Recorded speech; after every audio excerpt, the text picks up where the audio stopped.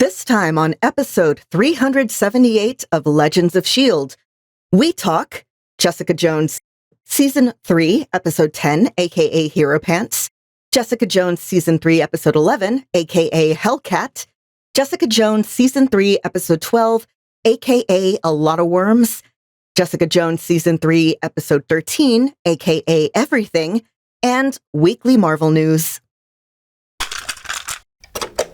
I'm Josh Liston from On the Bubble podcast, an oral history of television fandom, part of the Gunna Geek network, just like the show you're checking out now. Shows on the network are individually owned, and opinions expressed may not reflect others. Find other awesome geeky shows at GunnaGeekNetwork.com.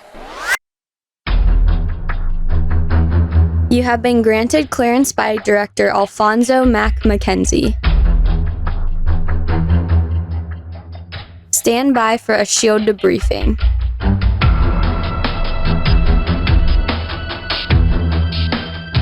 All information to be discussed here is classified and may only be discussed among agents granted clearance by the S.H.I.E.L.D. director. Now it's time for your scheduled debriefing. I'm Agent Lauren. And I'm Agent Michelle. And I'm producer of the show, Director SP.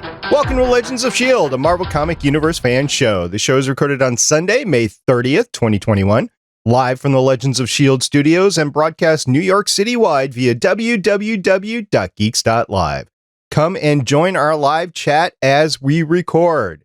Ladies, happy National Creative Day. That's a really nice holiday. I really like that.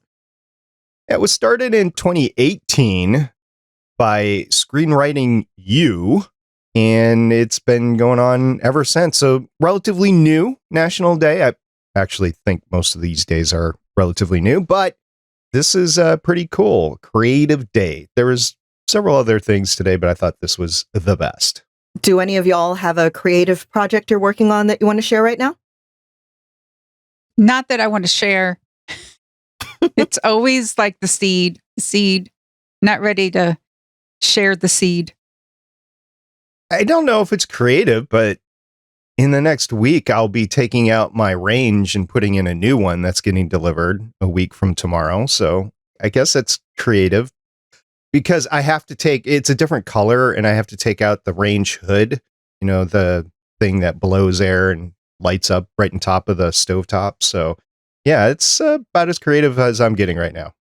Nice. Well, we're creating this podcast. Yeah, we are creating this podcast. This counts. Woohoo! Score. Check. All right. So that is it for today. So Legends of S.H.I.E.L.D. is a fan-based podcast, by the way, on the Marvel Cinematic and comic book universes. Because who's killing everyone? It's Patsy.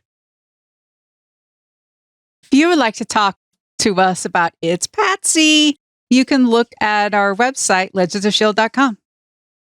You can also call us and leave us a voicemail at 844-THE-BUS-1. That's 844-843-2871. We're on Facebook, Legends of S.H.I.E.L.D. Podcast. We're also on Twitter at Legends of S.H.I.E.L.D. We're on YouTube, youtube.com/GunnaGeek. You can tell your Amazon device to enable Legends of S.H.I.E.L.D. skill. We're on Discord at GunnaGeek.com/Discord. And remember, Legends of S.H.I.E.L.D. is a proud member of the GunnaGeek.com network. I want to take a moment to welcome Agent Lauren back. Lauren, you've been gone for a few weeks. It's great to have you back in the studio. Thank you. I was having secret experiments done on my neck. They did not make me want to kill everyone. I mean, not any more than usual. So it is literally Lab Rat Lauren. I already have metal parts installed in me, so I think I've been Lab Rat Lauren for a little bit. Right. Well, anyway, it's great to have you back on the show. We've sorely missed you talking about this great series that we're about to talk about, Jessica Jones Season 3.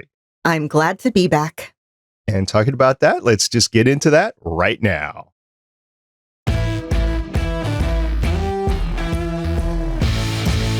Jessica Jones Season 3 premiered on Netflix June 14th, 2019, and in a rare instance, Legends of S.H.I.E.L.D. is fully covering the season and the series less than 2 years from its completion. We're talking about Season 3, Episode 10, aka Hero Pants. Michelle, why don't you run down the creative team for that episode?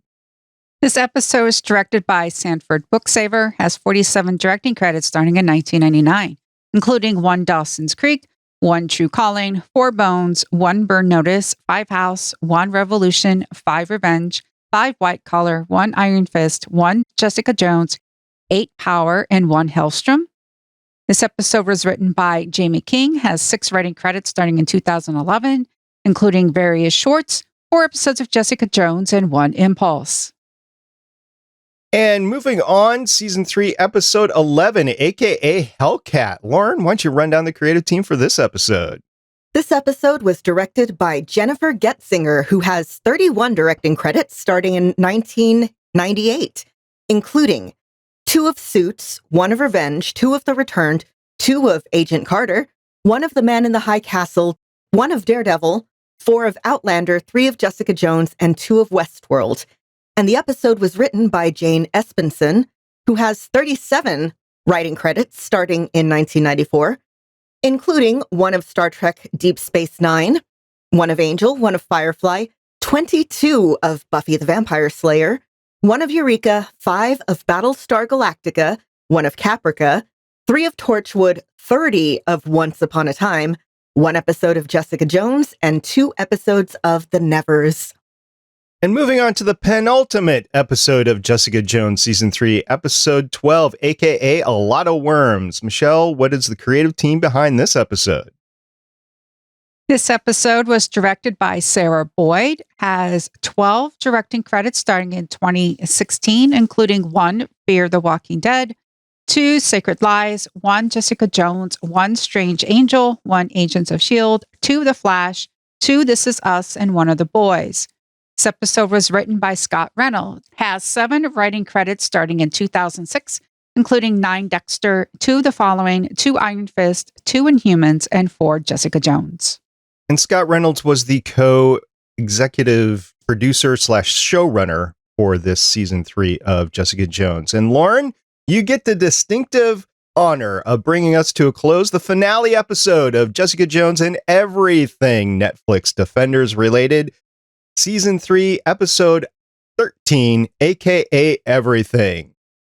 The episode was directed by Neasa Hardiman, who has 23 directing credits starting in 1997, including 7 of Totally Frank, 2 of Happy Valley, 1 of Inhumans, 2 of Jessica Jones, and 3 of Hit and Run.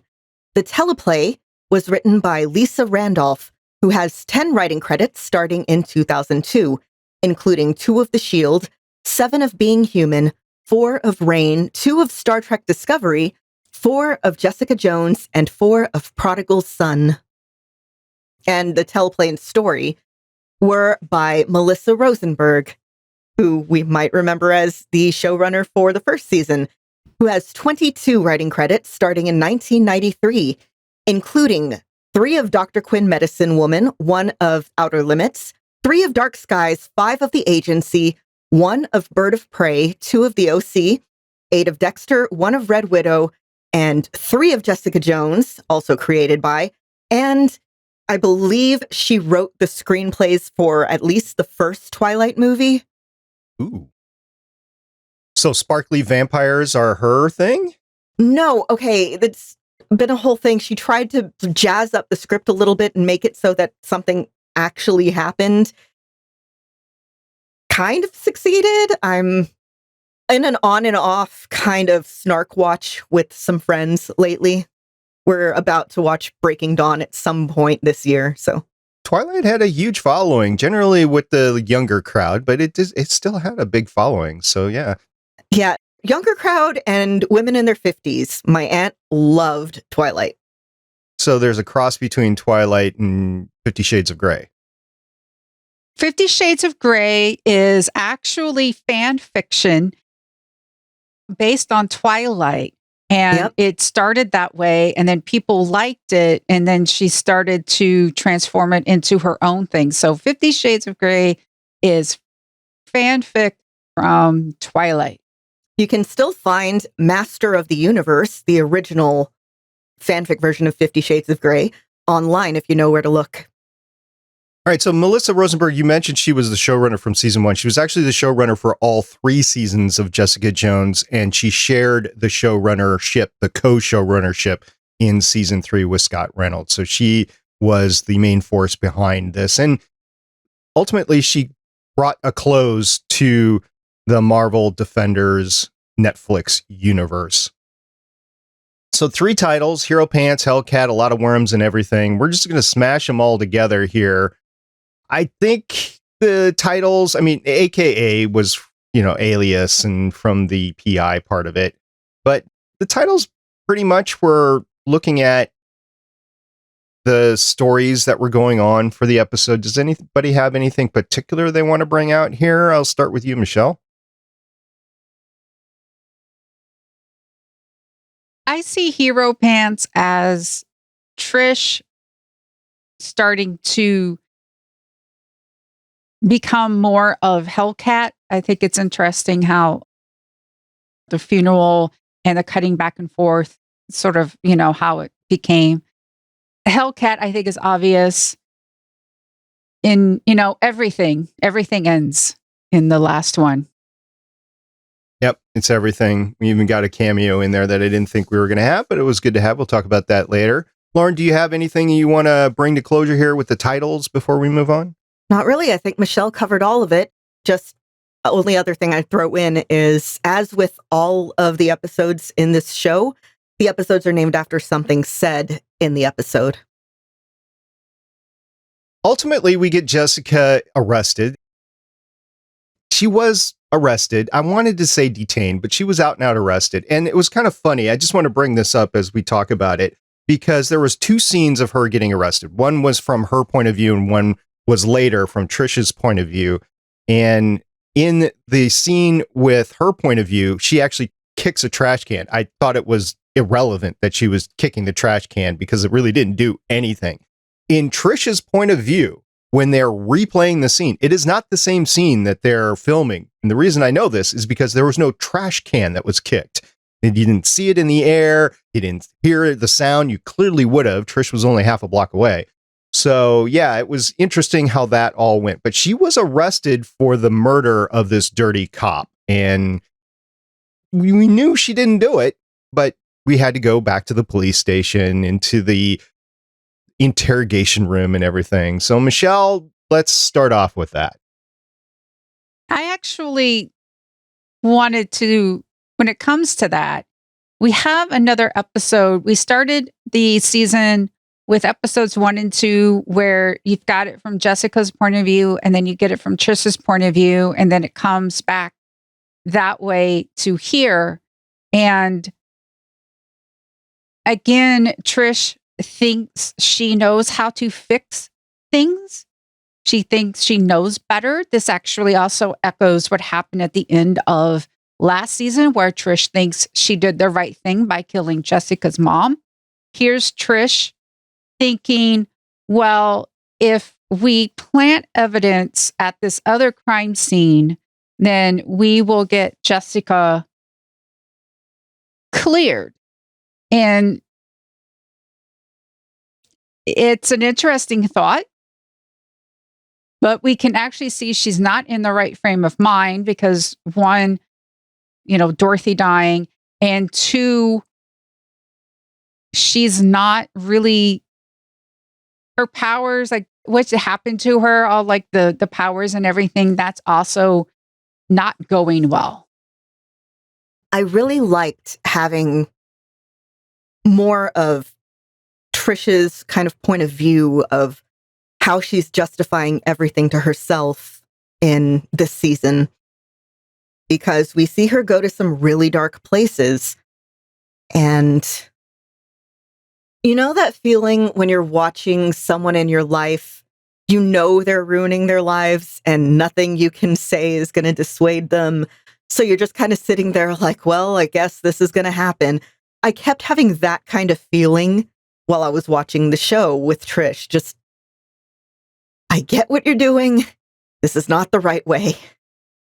And I feel like this is something that you see in some superhero properties, but the reality of someone getting powers and deciding that they're going to be a superhero and a vigilante, and it's not clean. It's not... You're going around assaulting people is what it is. If you're doing anything like, Batman. Batman basically assaults mentally ill people, if you really want to break it down to its just barest, ugliest terms. And she doesn't have any evidence beyond what she collects herself. She doesn't have the full view of the situation. She has a noble goal, but as we hear mentioned a bunch this season, do the ends justify the means? This season was interesting. In the last 4 episodes, kind of are a microcosm for the whole season, which is just 13 episodes anyway. But the last 4 episodes complete the circle of... I might be saying something confrontational here. It might be considered trashing all these characters. So Dorothy's dead, so I guess she didn't deserve anything and she's dead. Trish transitions to the bad guy. Jerry is only looking out for herself. Malcolm trashes his relationship with Zaya. I guess Jillian was fine, but we don't really see an end for her. Detective Costa gets suspended, although he comes back. Salinger, we knew was never going to make it out of the season alive. And Jessica Jones ends up losing everything. So it's not in vain of a superhero show that we would want to see from Marvel. Now, we'll talk about the possibilities of season 4, because clearly they were looking at a possibility of a season 4 at the end of this. But just given the season 3 here, I just, again, as we talked about last week, I didn't see it as a good Marvel series because there's no superpowered villain. The superpowered fights that you get are very limited, and it just ends up trashing the characters. So I gotta disagree. Okay, good. Okay. So, first of all, Salinger in the comics is powered. He's not here, very obviously, but in the comics, he's like Fool Slayer, something like that. Just for everyone's information, I forget what... I can never remember the character's name because I keep thinking of him as Abraham Lincoln Vampire Hunter. But the character that Benjamin Walker plays, the guy with the empathy, he's also, part of like the Thunderbolts in the comics. Anyway. Are you talking about Eric Geller? Geller, yes, that's his name. Yeah. So I do agree that this season, every season, it's bad for Jessica. Her life is just never great. And here, I think we see everyone at their lowest point. I think your opinion might have been different if we had gotten a 4th season where maybe we see everybody climbing back up out of the holes they dug themselves into. Obviously, we didn't, so we have to take the show just as we have it. Jessica, we see her... I keep looking at it in terms of character growth. We see Jessica, for the first time, not caring about anyone. She's cut herself off from Trish, from Dorothy, from everyone. And at the end, she keeps telling Trish, I'm choosing you every time. In, explaining the lengths that she went to try to keep Trish out of jail. In Malcolm, the first time we see him, he's basically a junkie. And now we see him taking over Alias Investigations. He was already, he had the suit and everything, but he's somebody who we saw had this meteoric rise in a very short time, which I think could also explain why he self-destructed his relationship with Zaya.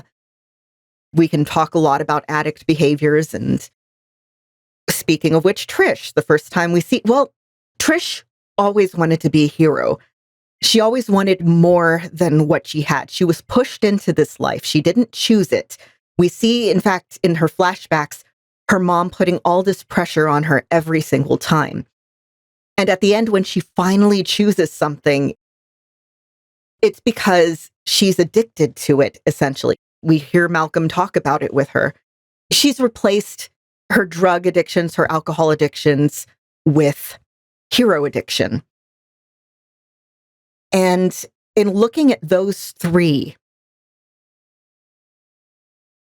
I was really happy, actually, with how their characters grew. If we did get a fourth season, I'm sure we might have gotten a redemption arc for Trish. Jessica might actually be happy. The presence of Luke Cage in the finale had me hopeful that we would have gotten Jessica and Luke like we do in the comics. And Malcolm, I really, really like seeing Malcolm come into his own, even if he does kind of bomb his personal life there. So it is kind of, if you want to look at it, the Empire Strikes Back moment. You have to bring everybody to their absolute lowest. Unfortunately, we didn't get our Return of the Jedi moment. So I will admit to being very disappointed in that and very angry about that, actually. But I don't think that the show trashed their characters. I think it followed a logical progression into a dark place. Like, you can see every step these characters took along the way to get here, every decision they made to get here. And I guess the one character that didn't really change was Jerry. You're right. She's always looking out for number one. That's always her thing. And you start to think at the end, hey, maybe, she does love this woman. Maybe she is trying to change. No, still, always just take the most ruthless, selfish way. So we see her at the end alone with everything that her decisions has brought her. I did enjoy Kith's last words to her of, yeah, you were afraid to die alone, and guess what? You are going to die alone. That was poetic justice. And if there was a season 4, I don't know if we would have followed Jerry further in her ALS journey or not. But it was an incredibly destructive force in this season.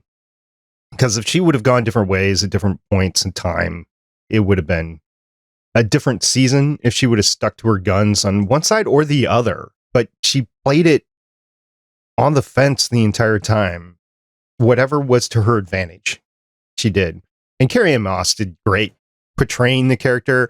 I have nothing against any of the actors' performances in this season. And the last 4 episodes did nothing to detract me from that. It was good performances. The script was slow. The story was slow. I have issues against it, whether or not this really was a Marvel superhero show. I'm just going to say this again. For those of you who don't know, Criminal Minds was a CBS show about FBI agents who investigated all the weird serial killer stuff, and it was all dark. And basically, this season was an episode of Criminal Minds with the origin story of Hellcat mixed in.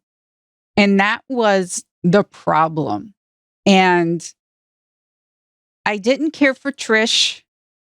Here's the thing. I've never cared for Trish. It's not the actor's problem. It's not that. But the way Trish was always written, I never cared about her, even in season 1. So you're taking a character I've never cared about. You've given her superhero powers. Okay, I knew eventually she's supposed to become Hellcat. And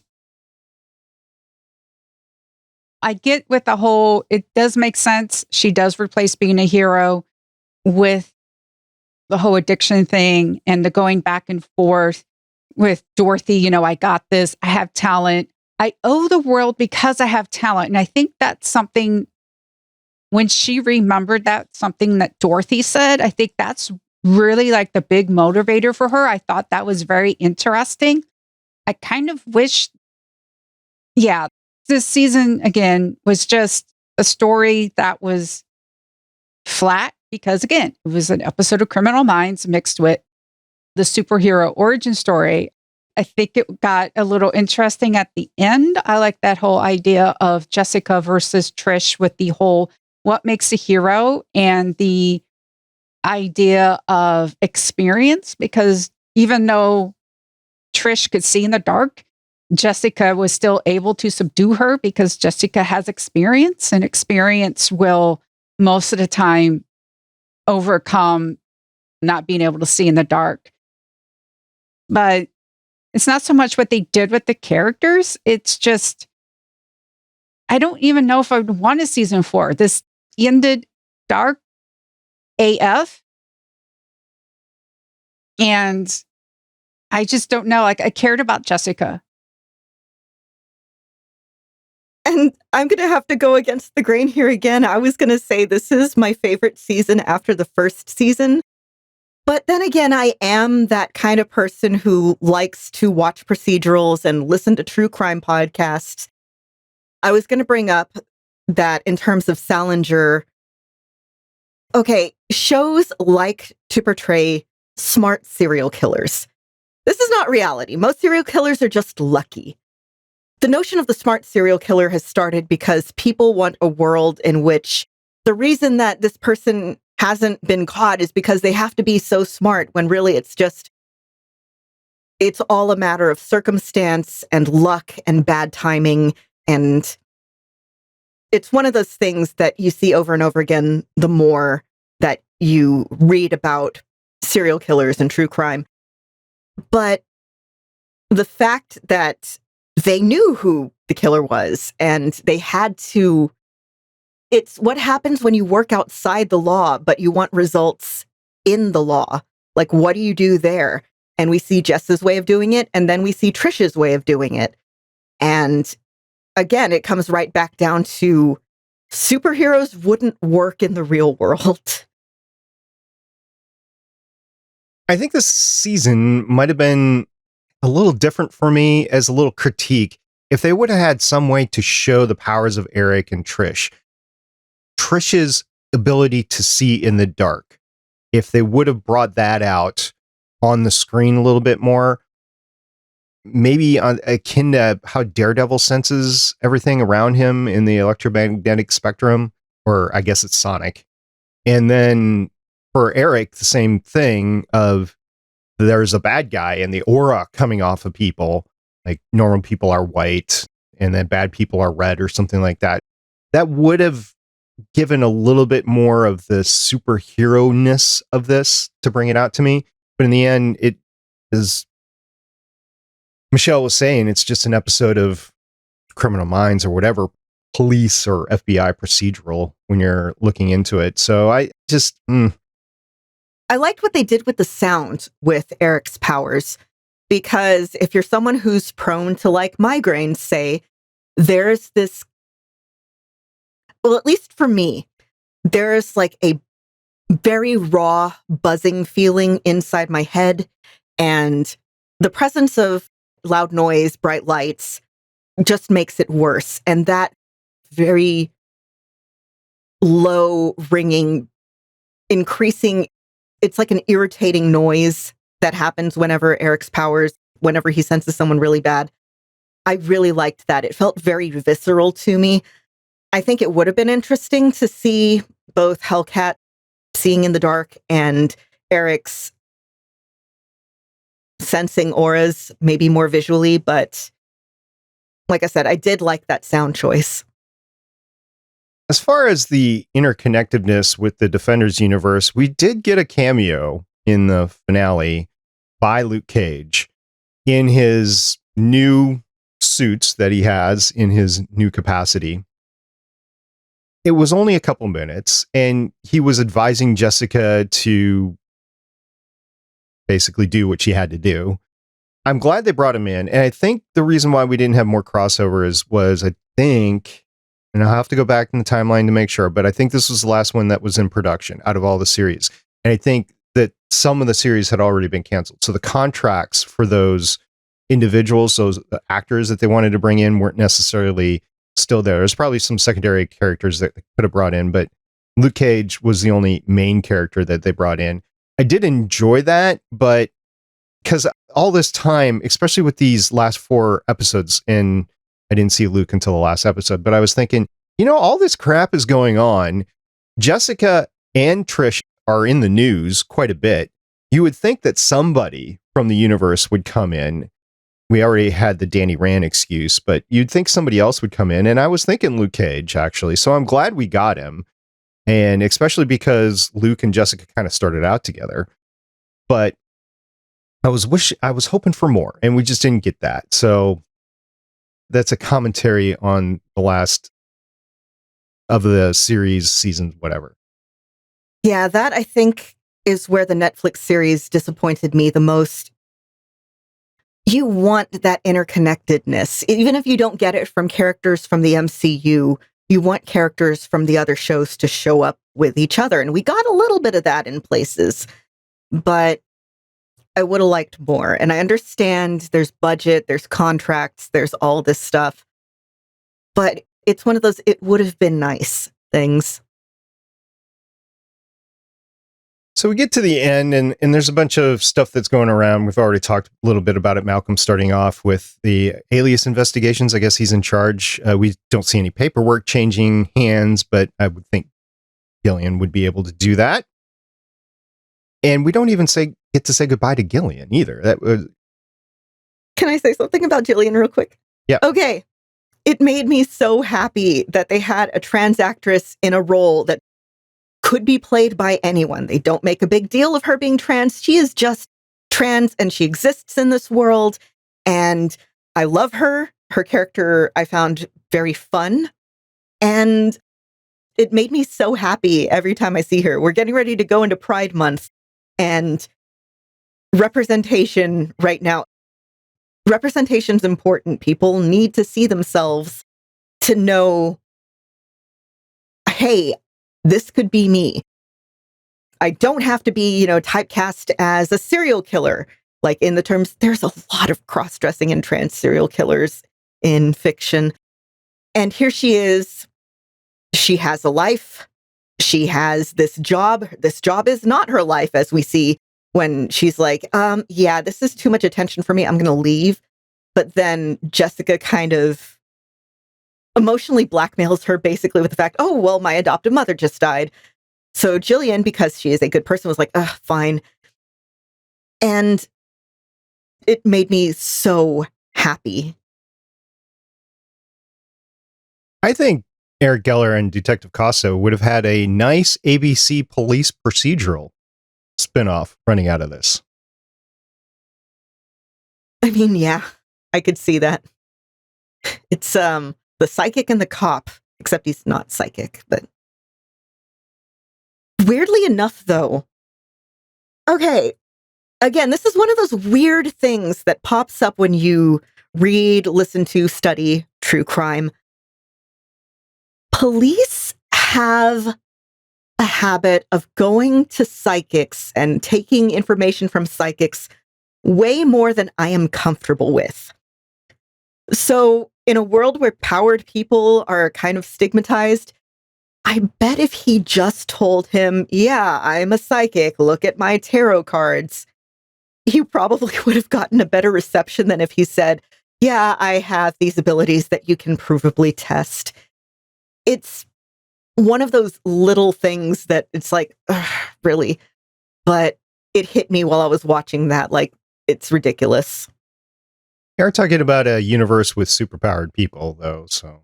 Yeah, but it's superpowered people that people are... Yeah, the kids like them and stuff, and some people like them. But as we've seen in these shows, when they're in your everyday life, they're just sort of a bother, which kind of would probably be the case. I know you can count them as superheroes, I guess, with Power Rangers. Every time I watched, I'm like, why are people still living in this town? It gets destroyed every week. And it's sort of the same situation in MCU New York, where you better hope that you have superhero insurance or something, because somebody's going to get thrown through a window. Michelle and I talked about that for years over on the Starling Tribune with Star City or Starling City. The window repair business would go through the roof because Arrow would always be crashing through, or somebody from the bad guys would be crashing through windows and causing immense destruction. And at the very end, we were talking about why would anybody actually want to live there? That was a common theme to our podcasts on Arrow.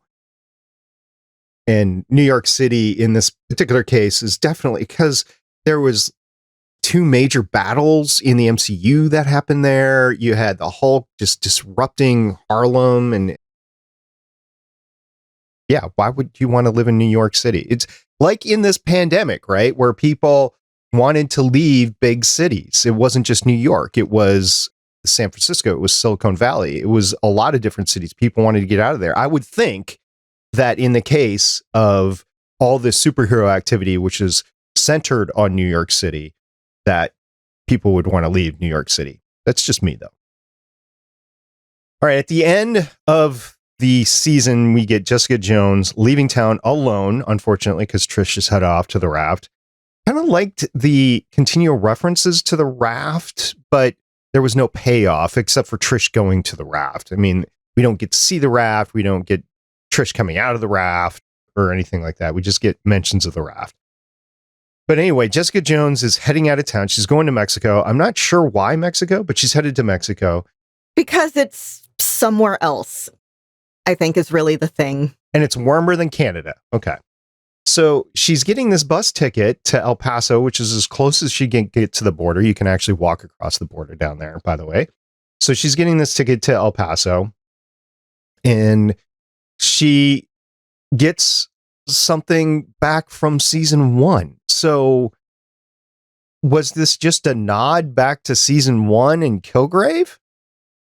Okay, so I want to start with this because I don't know if Lauren will agree with me or not because of stuff. So I don't know, because we know the Purple Man did stuff to Jessica's brain. And Lauren probably knows the name of this, which is probably, this is why I wanted to go first. There's stuff that I'll leave Lauren to the technical stuff, but subliminal things. We don't know what stuff the Purple Man left in Jessica's brain. So is this a sequence of events flipped a switch in Jessica's head that the Purple Man set in there because she gives up the agency and then she's buying a ticket and then she's leaving? And that's like 3 big things that it could flip a switch. And we could maybe have seen a personality change in Jessica in season 4. Because that's what I kind of think it is. Or, I don't know, a part of her brain saying that this is what the Purple Man would want. The ending song is called Keep On Living. Like, is it a good message, a bad message? But I'm wondering if that's what it was. Some sort of sequence of events flipped a switch from the Purple Man. That's what I was thinking. Okay, what you're talking about, subliminal messaging. Actually, I was just pulling up some articles as you were talking. There have been some studies in the past few years that subliminal messaging actually can activate parts of your brain. But what they've been trying it with is less audible stuff and it's more visual. Like when you flash images of, buy Coke, that activates your visual cortex. With this, we just hear the voice. I don't actually think it's that, though. The way that I was thinking, this show at its core has always been about trauma. You see with the flashbacks to Patsy and her mom, from a very young age, we find out what kind of pressure has been put on Patsy, Trish, she was Patsy back then. Whether it's having to rescue her mom, essentially, from being beaten by her dad, being the breadwinner of the family. We see that when she's auditioning and her mom says, your dad's support checks aren't coming in. So You hear that from a lot of child actors. Like, I think you can find some interviews with Macaulay Culkin. There's a lot of pressure if you're, on this small child to bring in things for the family, to make sure that the family doesn't starve. In this case, it wasn't just the family. Dorothy was putting on her all of the crew and the cast of the entire show because she was the lead of the show. Exactly. And Patsy was saying that I'm a kid. Yeah, that's a lot of pressure for an adult, for a 8-year-old. It's ridiculous. So it's no wonder that she, turned to addiction to self-medicate. But we find, that trauma, she saved her mom. And I think ever since then, she's just wanted to save people. She's wanted to do something important. Like, she's saving these people from unemployment and starving to death or whatever. She's putting a lot on herself to be the one that saves people, that's responsible until she snaps. And previously, we saw her snap with drugs and alcohol when she was like a teenager. And now we're seeing her snap with vigilantism as an adult. With Jessica, her trauma, she lost her family and she lived with Dorothy and everything, but things got really bad for her with Kilgrave. It messed with her in really horrible ways. And what I took away from that last scene is you can never outrun your trauma. No matter how many therapists you go to, it's part of that will always be with you. It's something I've been dealing with for decades now. And all you can really do is learn exactly how you can live with it, what ways you can redirect from that. And here, she's running away, and we get that Kilgrave part of her brain, the part that's knows every bad thing because it told her to do every bad thing. So it's her abuser's voice once again telling her, you're nothing, you're running away. And unfortunately, that does happen a lot. So I just kind of took it again as the cycle of abuse coming back. For an ending of a show on Netflix and what turned out to be the ending of the Defenders series on Netflix, it left a lot to be desired. I don't know if Scott and Melissa were thinking in terms of getting picked up somewhere else. Maybe they had heard inklings of Disney Plus at that time. We had rumors ever since the first one was canceled, which I believe was Daredevil. I don't remember for sure if Iron Fist might have been canceled I don't know. But since Jessica Jones was the last to air, it was the last to be canceled. And they might have been thinking in terms of, can we bring this over to a new platform? I don't know. But I wish they wouldn't have. I wish they wouldn't have ended it like that, because it leaves you thinking that there's more to the story, and there's just not going to be any more to the story on Netflix. Yeah, it's shows thinking that they're going to get picked up. And I'm going to use a show called The Magicians, which got better with each season. And with each season, there was an overarching problem. And what I liked about it is the group would solve the overall problem. And if it got canceled, you would want more story with them. Like, you would want to find out what would happen with them and everything. But the overall problem was solved. And that's what nowadays TV shows need to think this way, because as we're seeing with Netflix, with certain seasons, they're just canceling, or they're just saying we only want 3 seasons, or, well, give us 2 seasons and maybe we'll think about it. You've got to think about containment, and again, having that overarching part with that season, being able to wrap it up, but having a few threads that if it gets picked up, then hey, we can take these threads and develop them. And that's what the magicians actually did. And it's really well done. There's some content warnings in there because it does get dark and, there's assault and everything like that. If you do decide to go watch it, it's on Netflix. I've actually watched 3 times and it still holds up. I love Margot. Anyway, but each season, like when they lost magic, they got magic back, but there was a hint that maybe something was wrong with Elliot. But you know what? They got magic back. That problem was solved. And if it got canceled, then it got canceled and the overall story was done. And I think that was the big problem with, especially like Iron Fist season 2. Like it really ended with that cool moment with Danny with the double glowing fist. And it's like, what did he do? It was like, that should have been season 2. Like that was so cool. What happened? We shouldn't really be feeling that way anymore. I almost think the entire universe should have been ended at Defenders. Like it should have been a big build up for the Defenders and that was it. We didn't get it. And there was obviously some story to tell after the Defenders, but none of the seasons after the Defenders really hit, at least with me, none of which would be at the level of pre-Defenders.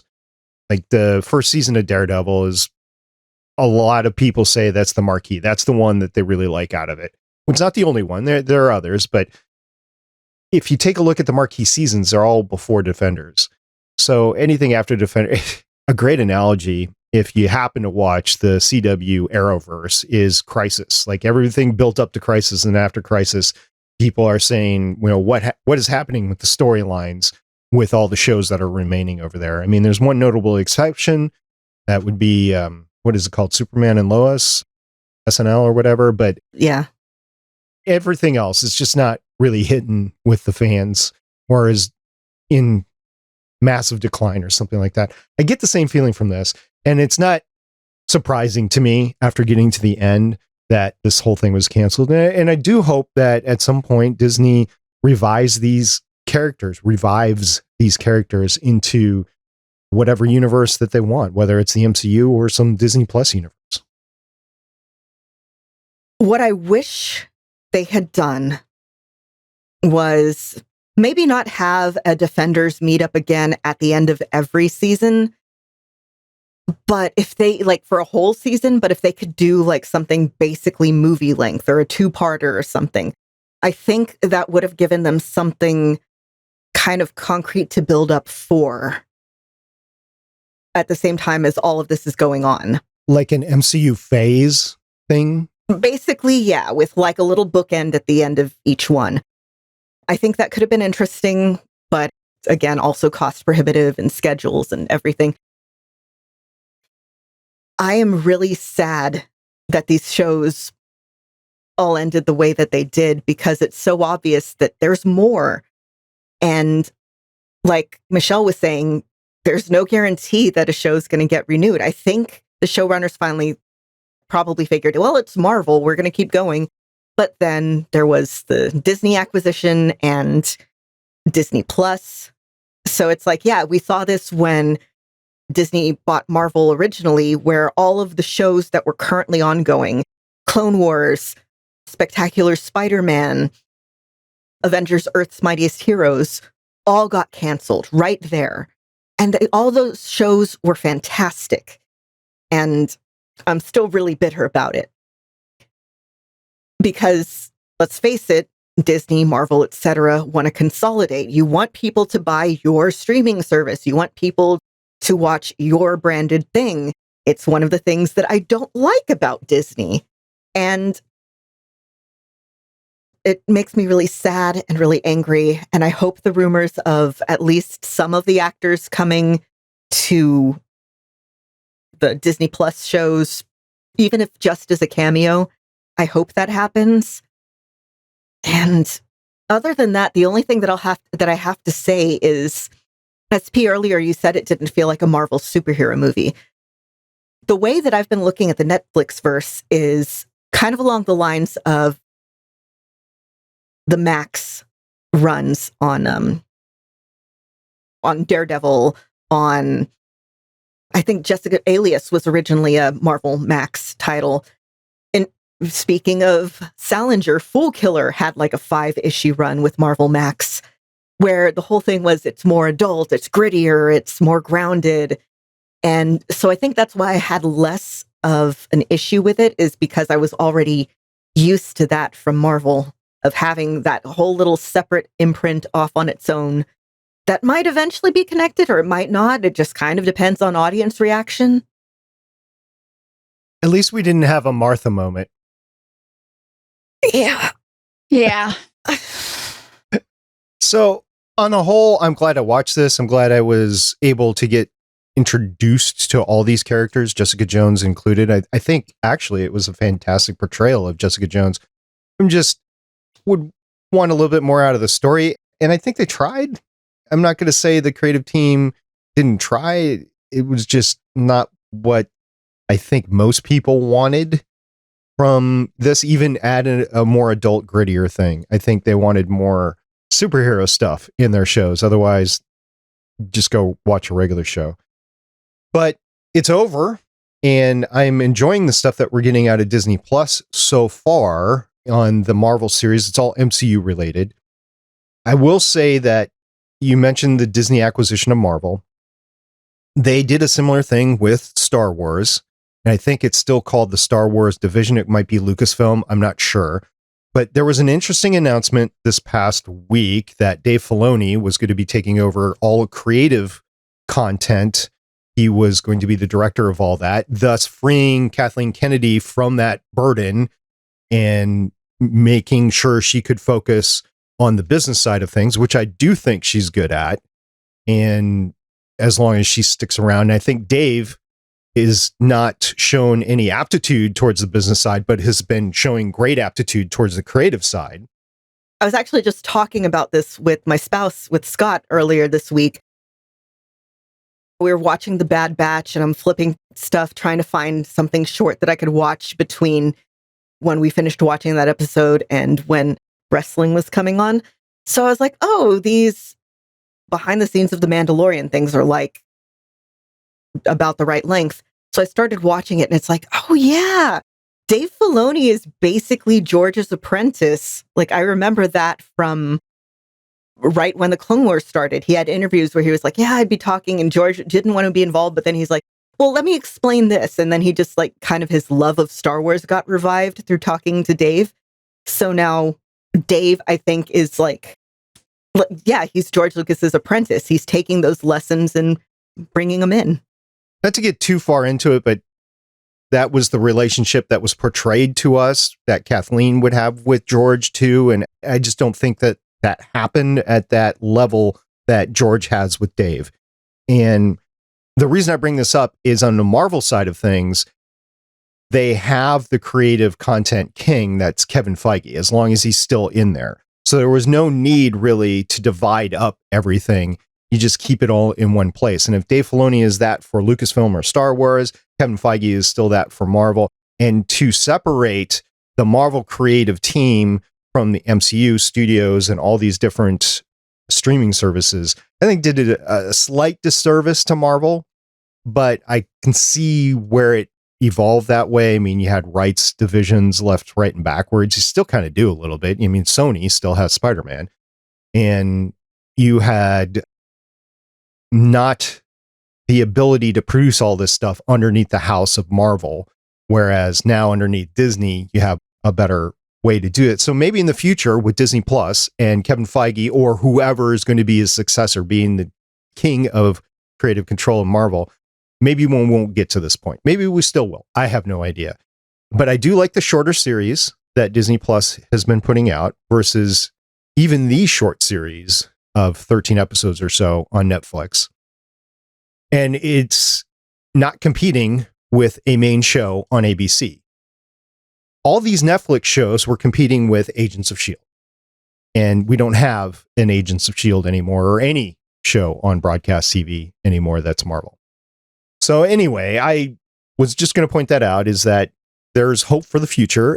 It's definitely going to be different than Netflix. And I look forward to covering the future series on this show, like we're going to cover Loki on the next episode.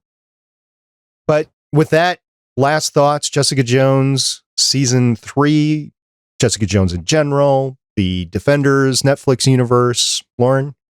It made me really, really want to reread the Alias trade paperbacks again. Okay.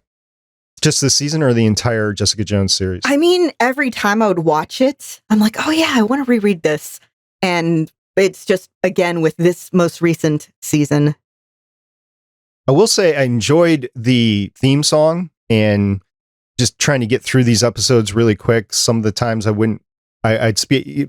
Netflix allows you to skip the intro, so I skip the intro sometimes. But the very last episode that I watched, I made sure that I listened to the theme song at normal speed so that I was able to take it in because it was pretty cool. Michelle? Overall, it started strong, and I think what hurts is the how the quality decreased. Comparing season 1 with the quality of the writing, the tightness of the story, as compared to here, it's just,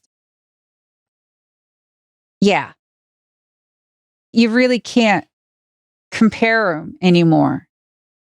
Even with Daredevil season 1, it happened to Daredevil. I think the only one that got better was Luke Cage, because I like Luke Cage season 2 a lot. Arguably, Iron Fist got better, but but it's such a low bar there. Yeah, that was such a low bar. I mean, yeah, because at least Iron Fist season 2, I actually would watch before this one, before Jessica Jones, because I could fast forward through so much of season 3 of Jessica Jones, but with Iron Fist season 2, you had Colleen and Misty. So it's less, you would just kind of make it the Colleen and Misty show and just fast forward through all the Danny stuff and you have a good show. And the Punisher, I think the Punisher stuff was just awful. It really wasn't necessary. I don't think the Punisher stuff was even necessary for Netflix. And fight me on that. I don't care, but that's where I'm going to stand on it. Yeah, it just hurt. It really been really great. Like SP, I actually do agree with, if they had some sort of plan, but it doesn't seem like they did going in. It sort of reminds me, if you know the news, Star Wars news, also this week, we learned that they didn't actually have a plan for the trilogy. And they actually admit, maybe we should have planned that trilogy. Then maybe it would have been better. It's like, yeah, when you have some sort of plan, things tend to go better. Yeah, as somebody who, okay, in terms of writing, there's 2 kinds of writers. There's plotters and there's pantsers. Plotters, plot. You write everything out. You get the overarching story. The story beats everything. I try to do this. Unfortunately, I have a very, very, very short attention span. So then there's pantsers who write by the seat of their pants. It just kind of flows. George R.R. Martin is very famously a pantser. And that's kind of one of the problems is when you have this big thing, whether it's the Song of Ice and Fire series or Star Wars, if you don't know where you want to end up at the end of this, then you can take some really unexpected turns that then means like, oh, well, now I don't know what to do from here. Let me make something up. And that works to varying degrees, as we've seen in the past.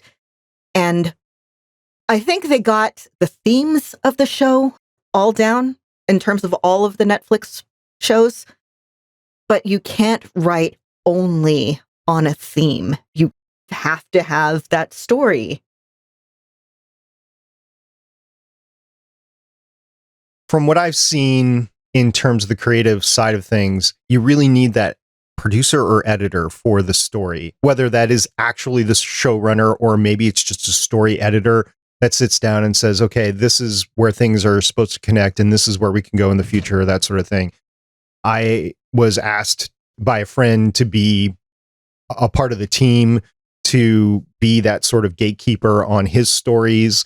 And I found out how necessary that is, even with somebody that has great ideas and great creative energy and had the ability to write really good stuff. At the end of the day, it's like, well, why are we doing this? Tell me why we're doing this, because it just doesn't add up. And where are we going? And once you give me those ideas, then I can tell you if this is going to work or not.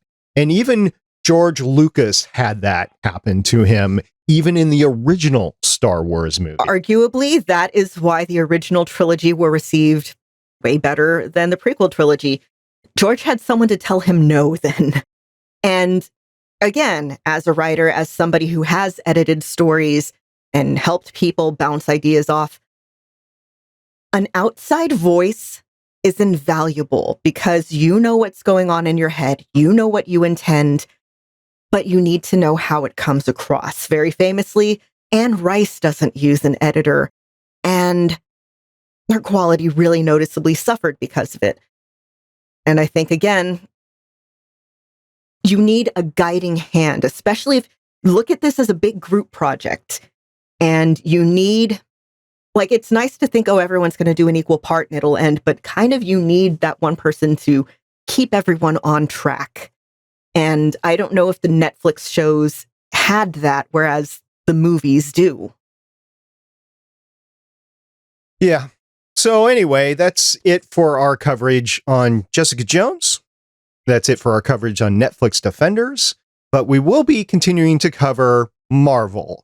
And that starts next time. We're going to move our recording slots to Thursday night. So it's a week and a half from when we're recording this, if you're catching this live. We're going to be covering Loki Season 1, Episode 1. I don't think there's a episode title on it yet, which would be in line with what Disney Plus has been doing all along with these previous two series. So that's where we're going in the future. In the meantime, we do have some Marvel news, not Star Wars news, but Marvel news to cover. So here we go.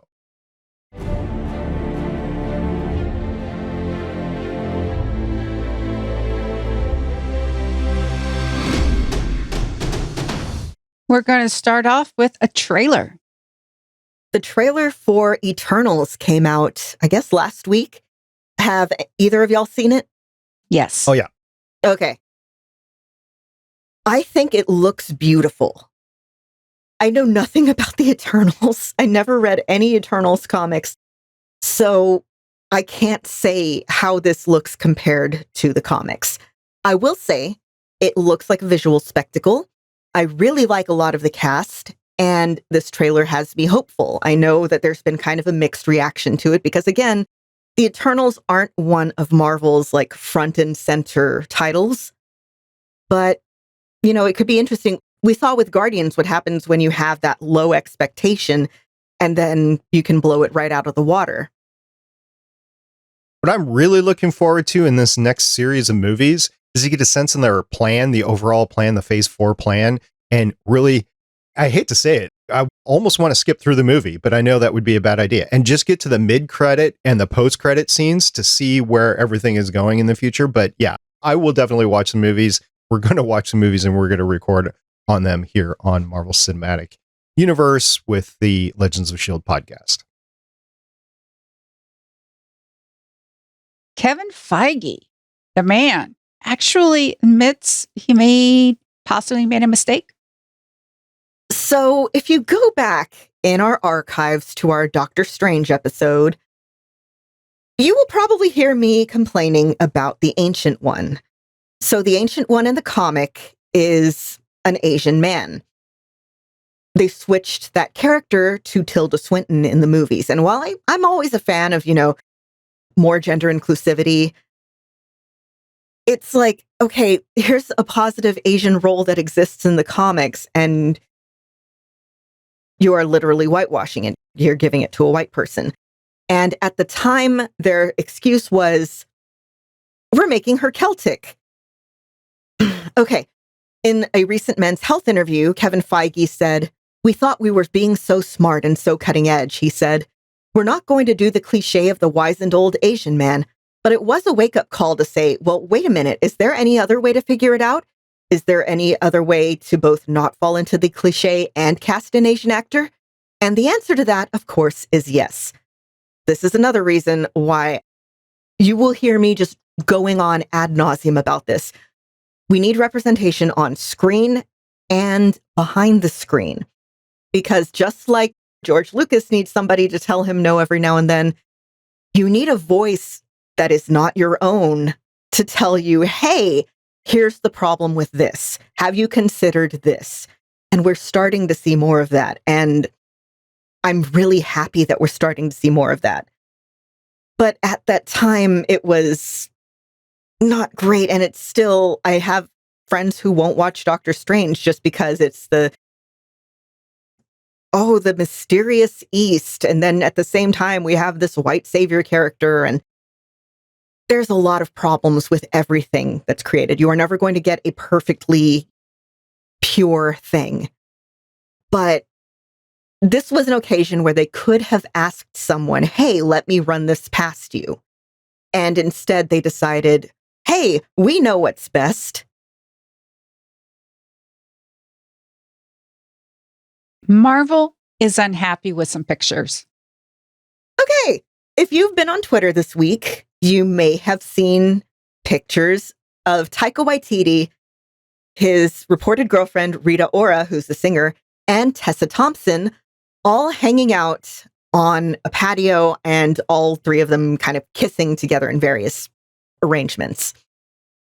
I was like, oh, hey, of course they're in a threesome. This is cool. I am very supportive of poly relationships. Marvel, not so much. Well, Disney, maybe both. An insider close to the Thor Love and Thunder's production told the publication of, I forgot to write down, the behavior exhibited in the photo is not exactly the image they're looking to project in relation to one of their biggest franchises. My opinion is that since this is based on Norse mythology and polyamory is the least weird thing you'll find in Norse mythology, be fine with it. But polyamory isn't really as accepted by the media, the powers that be, the ones that decide what's family friendly. So I'm happy for them. Let them kiss. Yeah, there are 3 consenting adults. Kiss. Anyway, moving on to some Disney Plus news, we have some Moon Knight casting. Okay, so confirming what we already know, Marvel Studios' Twitter account has confirmed, yes, Oscar Isaac is Moon Knight. They posted a picture. It says, we are Moon Knight, Oscar Isaac, #Moon Knight. And it's the top of Oscar Isaac's head, from like the bridge of his nose up, in front of a lot of reference images for Moon Knight, like stills from the comics. And that has me excited because I love Oscar Isaac. Again, you will hear it's not perfect casting. Moon Knight in the comics is Jewish. Oscar Isaac is, as far as I know, not. But I really like Oscar Isaac. Again, you can like something and admit it's not perfect. And we have possible news of an origin series. Okay. So this is not in an official Marvel thing. There was a True Hollywood Reporter Power Lawyers 2021 article that came out last week. And, they're going lawyer by lawyer, company by company. Originally, the article said, Bill Miller brokered a deal for Danai Gurira to not only reprise her role as Okoye in the upcoming Black Panther sequel, but also an origin spin-off series for Disney+. And when I went to go highlight and copy-paste for the notes, that little tidbit is no longer in the article, but it has been screenshotted. I'm linking to the Geeks of Color tweet about it, and they have the screenshot. So I would not say no to an Okoye series. I really like the actress. I really like the character. Let her have her series. There's a lot of reasons why something was retracted out of an article, one of which was it went through further review with the publication and they just couldn't confirm it. Doesn't necessarily mean it is going to happen or isn't going to happen. Just means it had to be removed from the article. So speculate away. The Marvel snipers got to them. Yeah, that's right. And in not Marvel news, but related, we have some Sony news. So we've known for a while that Sony wanted to make a Kraven the Hunter movie. There was a lot of speculation on who they were cast. Jason Momoa was a very popular choice. But, I guess it was yesterday, day before, they announced that Aaron Taylor Johnson is going to play Kraven. Who is Aaron Taylor Johnson, you might ask? Well, he's Quicksilver, MCU Quicksilver, not Pietro original flavor Pietro. So this would be his second appearance in a Marvel. Now we have both Pietros playing characters who are, I guess, not technically Pietro, but still in the MCU. The movie will be directed by J.C. Chandor. The film is a new entry in the Sony Pictures universe of Marvel characters, so like Venom, etc. And the screenplay is coming from Art Markham and Matt Holloway and Richard Wenk. I'm honestly not enthused about this casting. I think Aaron Taylor Johnson is an okay actor, but I mean, let's be real. I wanted to see Momoa as a big, buff, big game hunter guy.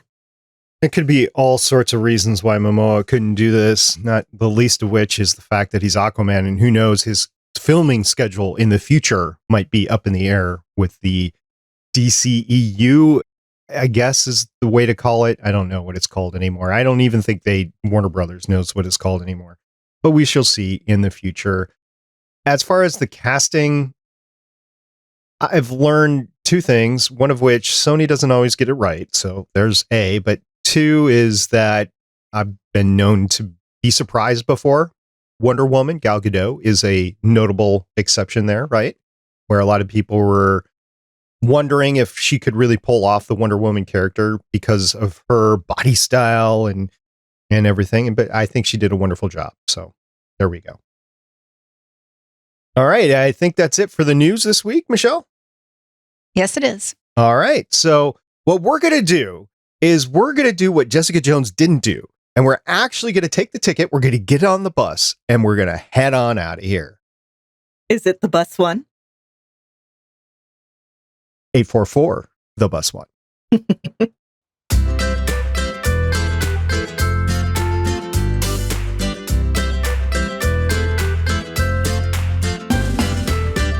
Gosh, I missed the bus. All right. So Legends of S.H.I.E.L.D. is switching to Thursday nights, at least for the next 6 episodes, because we're going to be covering Loki at 7 p.m. Eastern time. There's also going to be some movies stuck in there as well. So we'll get back with you on when we're going to cover the upcoming MCU movies like Black Widow, for example, when that comes up. So just stay tuned to our social media and we'll let you know when we're going to be recording our next episode. So thank you very much for listening and walking us through the entire Netflix Defenders universe. We actually watched all of the series from front to back. Daredevil episode 1 to Jessica Jones season 3 episode 13. Thank you for listening to our coverage for that. Thank you to everybody who listens and who gets back to us. I'm trying to decide if and when I'm going to be live tweeting Loki, so expect a poll on the Twitter account soon. And yeah,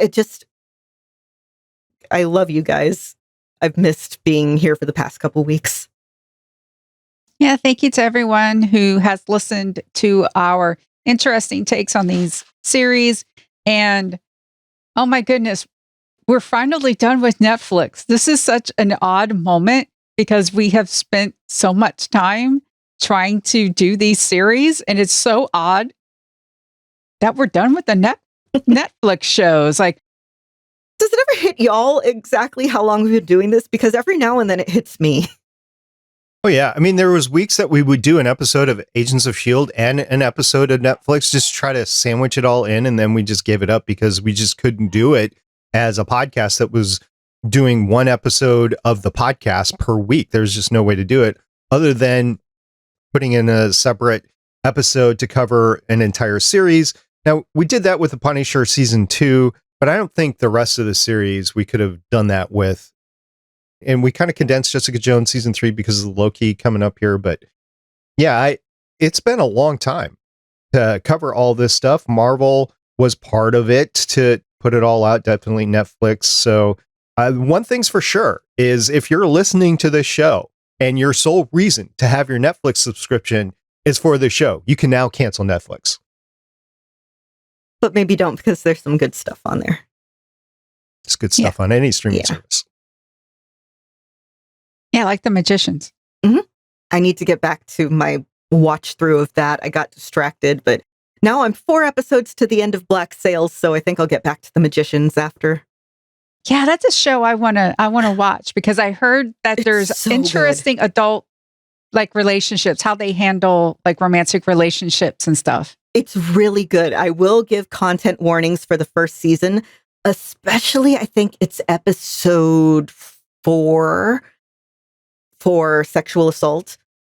But it's a really good show and the characters are fascinating and I really like it. And pirates.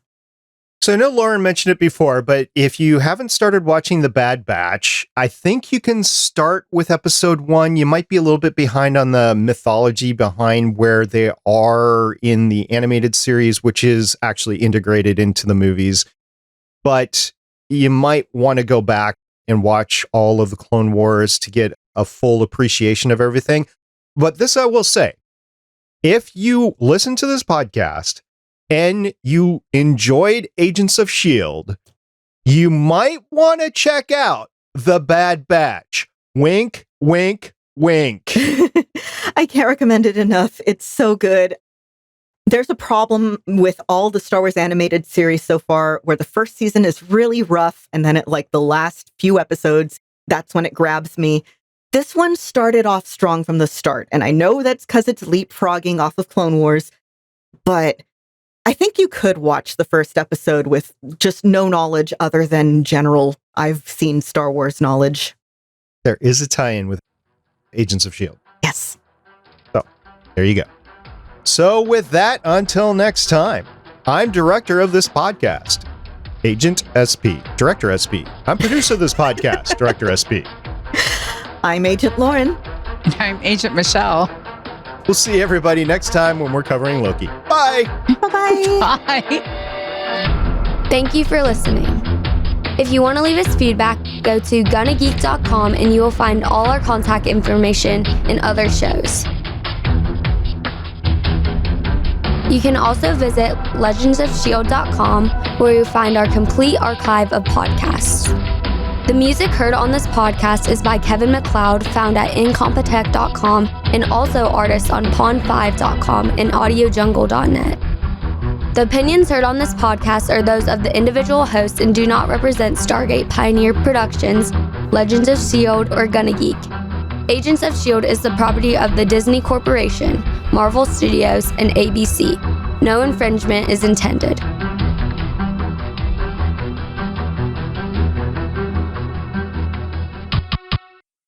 Legends of S.H.I.E.L.D. is copyright 2013 through 2021.